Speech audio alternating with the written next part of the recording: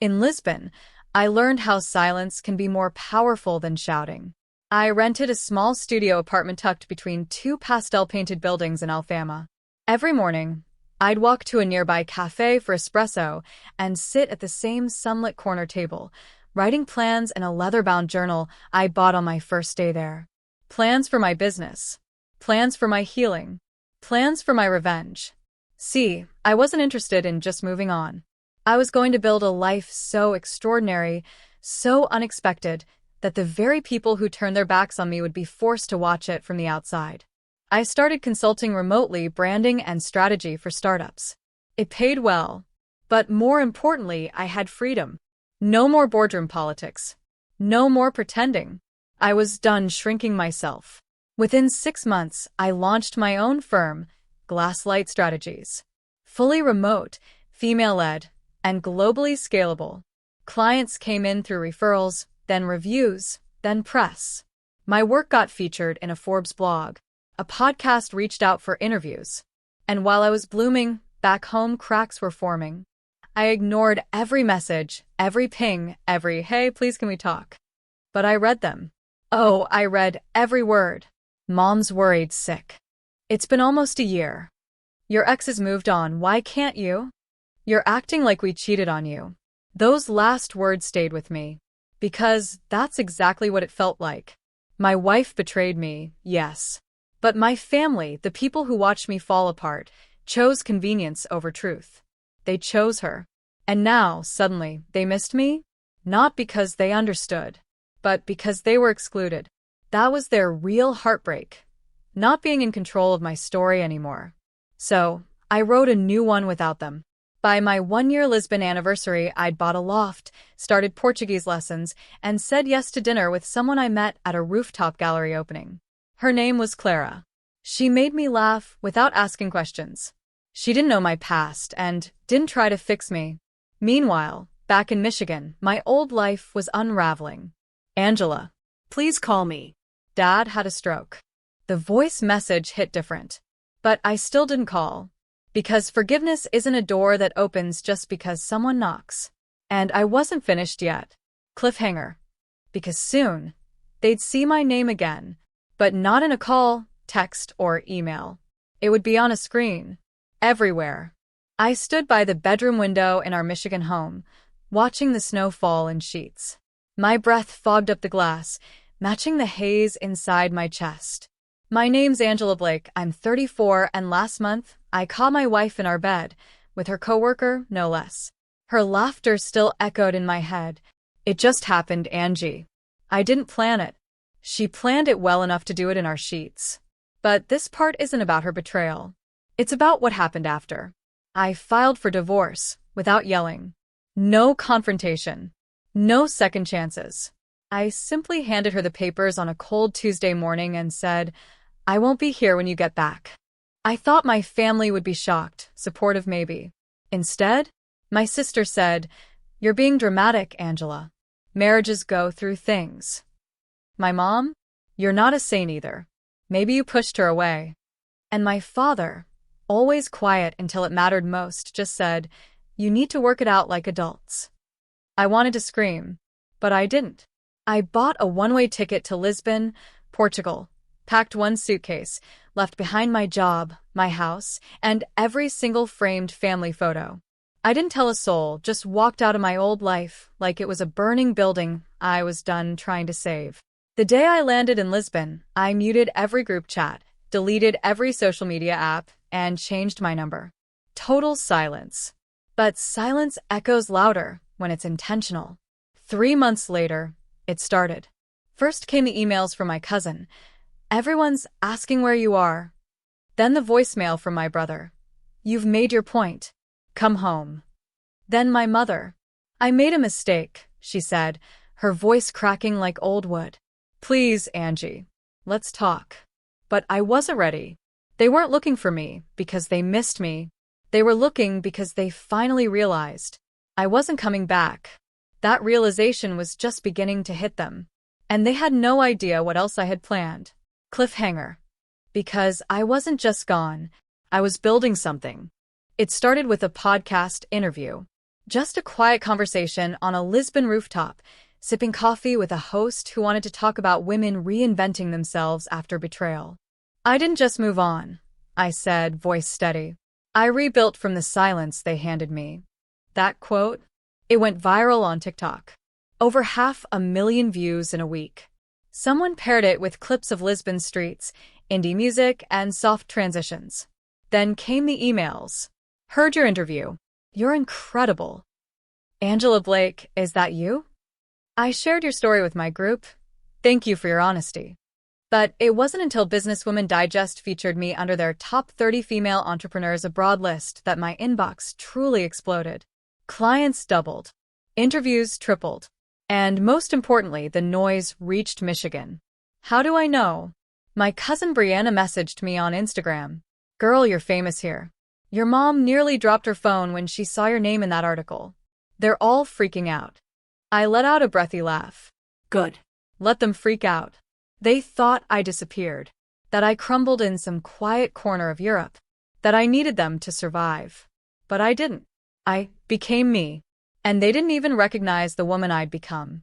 A week later, I got an email from my sister, subject line, I'm sorry. Can we talk? Inside, you don't have to reply. I just want you to know. I was wrong. About everything. About her. About you. I see it now. I really do. Mom cries a lot. Dad's recovering, but he asks about you all the time. He watches your podcast interviews on repeat like it's the only way to hear your voice. I closed my laptop. They weren't the same people anymore. And neither was I. Still, the small part of me ached. Because healing doesn't erase love. It just rewrites it into something you can live with. But I had no intention of returning. Not for apologies, not for closure, not for guilt. I had a different idea. One that would allow them to see me. But only through glass. Cliffhanger. Because soon, I'd be standing in Detroit again. But not in their homes. On a billboard. The campaign launch meeting was brief. Just me, 2 designers in Porto, and my assistant via Zoom. I clicked through the final renders. One image stopped us all. Me, standing at the edge of a cliff in Cascais, wind in my hair, no ring on my finger, no shadows in my eyes. Just freedom. Above me, bold white text on a soft golden sky. You don't have to stay where you were left. Angela Blake, founder, Glasslight Strategies. I nodded. That one. Make it the main billboard. And place it in Detroit. The team blinked. You sure you want that city? I leaned forward. Exactly that city. Right off I-94. Near the exit to my old neighborhood. And just like that, my return was sealed in ink, vinyl, and silence. 3 weeks later, photos started showing up online. People tagging me. Saw this on my way to work. Gave me chills. Then the text came. From Brianna. That billboard? Legendary. From my ex's best friend, whom I hadn't heard from since the divorce. You're officially a myth in this town now. People don't know whether to cry or clap. And from my mother, Angela. Please. I saw it. We all saw it. Can we talk? I miss you, baby. I stared at that message for an hour, then deleted it. Because they didn't miss me. They missed the version of me that kept them comfortable. The one who didn't challenge their silence. The billboard wasn't revenge, it was a mirror. And it showed them everything they chose not to see when I needed them most. A week later, my phone rang with an unknown number. I never answer those, but something nudged me. It was my father's voice. Weaker. Slower. Hi, Angie. I froze. Dad. I don't deserve this call, he said, voice rough. But I wanted you to know. I saw you. Up on that billboard. Looking alive. I said nothing. I was wrong, he continued. We were all wrong. I just wanted to hear your voice before it's too late. I swallowed hard. You heard it now, I whispered. Silence. Then he said, she told us lies. Your ex. We didn't see it. But I see it now. And for the first time in over a year, tears fell. But I didn't respond. Because forgiveness might be possible. But forgetting is not. Cliffhanger. And just when I thought my silence had said enough, An invitation arrived, with her name on it, came on ivory cardstock, tucked inside a sleek gold envelope. No return address. No note. Just two embossed names in delicate cursive. Madison Pierce and Ava Reynolds. Engagement celebration, Detroit, Michigan. Location: the Ridgewood Atrium, RSVP required. I stared at it for a solid minute. Ava Reynolds, my ex-wife. She was getting married to Madison, the same coworker I'd caught in our bed. Somewhere between disgust and disbelief, I felt something else rise. Amusement. She had the audacity to invite me. Or maybe it was Madison. Maybe it was a PR stunt. Maybe they wanted to parade their grown and glowing love story for closure. Or maybe they thought I was still small enough to care. I poured a glass of wine, sat on my terrace overlooking the city, and laughed for the first time in days. This wasn't pain. This was opportunity. Because the old Angela? She would have cried, spiraled, deleted the invite in shame. But the new me? She RSVP'd. Not to cause a scene. To make a statement. I booked a ticket, custom-tailored a charcoal gray power suit, and hired a Detroit-based photographer. Not paparazzi style. Just someone to capture the look, the return. On the night of the engagement party, I walked into the Ridgewood Atrium under soft lights and jazz music. The room was dripping with money and curated perfection. And then I saw her. Ava. She turned, and her face froze. Time didn't slow down. It stopped. She was in blush silk, with Madison clinging to her arm like a bad accessory. Their smiles dropped the moment they registered who had just walked through the glass doors. I didn't wave. I didn't smile. I just made my way to the open bar like I belonged there. Because I did. I sipped champagne, greeted people who recognized me from the billboard, took photos, answered compliments with grace and poise. And when Ava finally worked up the courage to approach me, her voice shook. Angela, I didn't expect. Sure you did, I said, tilting my head. You mailed me the invitation. She blinked. Madison hovered awkwardly, visibly uncomfortable. Ava cleared her throat. I guess I wanted to offer peace. Closure, maybe. I smiled, a slow, practiced smile. I already closed that door, Ava. I just came to show you I'm not standing behind it anymore. Her eyes filled with something between regret and confusion. Before she could say more, I turned to leave. But not before dropping one final gift. Cliffhanger. The parting card I left at the guestbook table? It read, "Thank you both. If you hadn't be." I stepped out of the Ridgewood Atrium that night into the cool Detroit air, heels clicking against marble as the city lights hummed like applause. The photographer I'd hired was across the street, camera already snapping. Flash. Me, backlit by the venue's glowing entrance, champagne in hand, chin lifted in quiet triumph. Flash. Me, walking away from a past that thought it still had power. By morning, the photos were already live on social media. My team in Lisbon uploaded them with a caption I'd written weeks ago. You don't rise from ashes by staying near the fire. Angela Blake, founder, Glasslight Strategies. The post caught fire, again. Not just for the style, the quote, or the power suit, but because so many women, so many people saw themselves in my story. The engagement photos of Ava and Madison got buried under the shadow of my presence. And I didn't even have to say a word. Ava texted the next day. I saw the preview light up on my screen. You've made your point. I didn't reply, because I hadn't done any of this for her. Or to her. I'd done it for me. But karma has a rhythm. And apparently it wasn't quite done.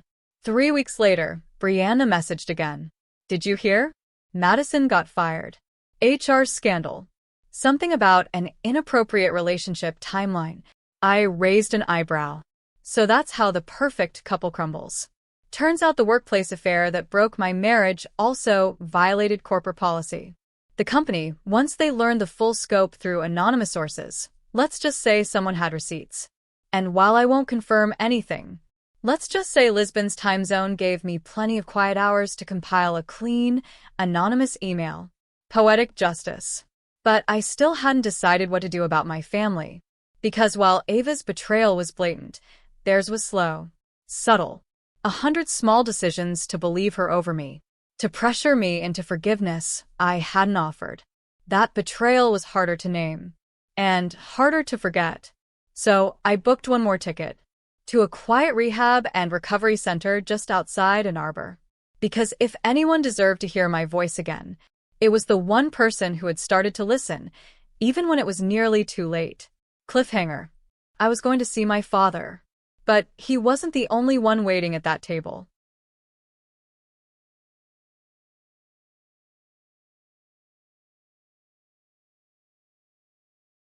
The rehab center was calm. Walls painted in pale blues and greens, nurses moving like whispers. It smelled like eucalyptus and second chances. I walked in with a single sunflower tucked inside a brown paper wrap. My father always hated roses. The receptionist led me down a sunlit hallway to the garden cafe, where patients could receive visitors under the open sky. And there he was, thinner than I remembered, but alive. His eyes locked on mine like they didn't quite believe I was real. I approached slowly. "Hi, Dad." His hand trembled as he reached for mine. "I thought you'd never." "I wasn't sure I would," I whispered. "But I'm here now." I took the seat across from him. We sat in silence at first. Not awkward, just quiet. Like two people sorting through years of things unsaid. Then, just as he opened his mouth, a third chair scraped the floor. I turned. It was my mother.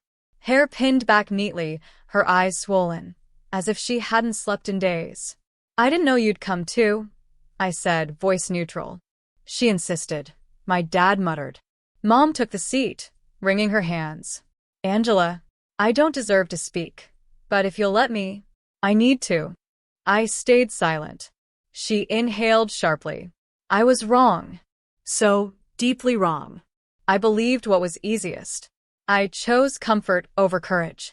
I thought if I kept the peace, everything would fix itself. She paused, eyes glassy. "You didn't abandon us. We abandoned you." I felt the words land like a soft punch in my ribs. She reached across the table.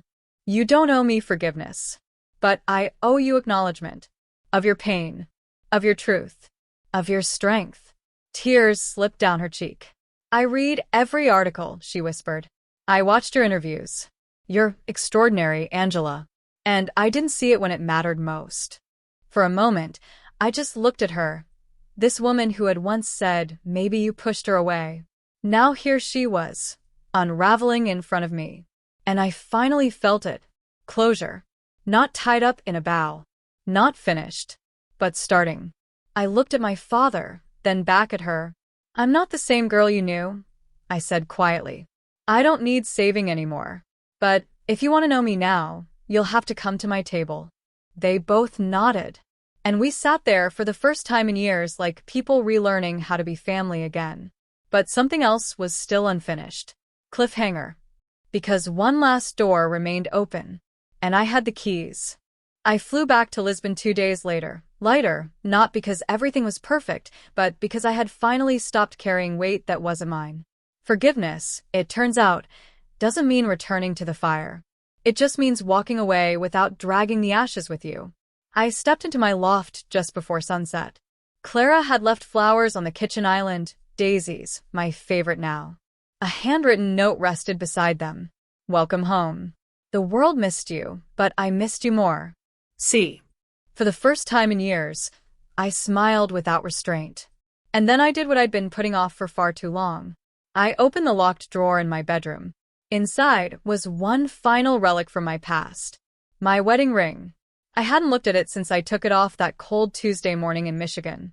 It still sparkled, still looked expensive, still symbolized everything I thought I'd built. I held it in my palm, the weight of it surprisingly light now. Then I stood, walked to my balcony, and watched the sun dip behind the rooftops. And I let it go. Not flung into the air. Not thrown in anger. I simply placed it in the donation box I had prepared. Someone else could melt it down. Turn it into something new. Because for me, the transformation had already happened. Not in fire, but in silence. in choosing myself when no one else did. Later that night, I joined Clara at a small jazz bar near the water. The music pulsed through the cobbled streets, and for the first time in years, I danced. No title, no shame, no past attached to my ankles. I was no longer running. I was living. And somewhere back in Detroit, they'd probably hear about me again, another article, another interview, another billboard maybe. But not because I needed them to. Because I'd built something no one could ignore. Not even the people who once turned away. My name was no longer whispered in pity. It was spoken in respect. And that was the revenge.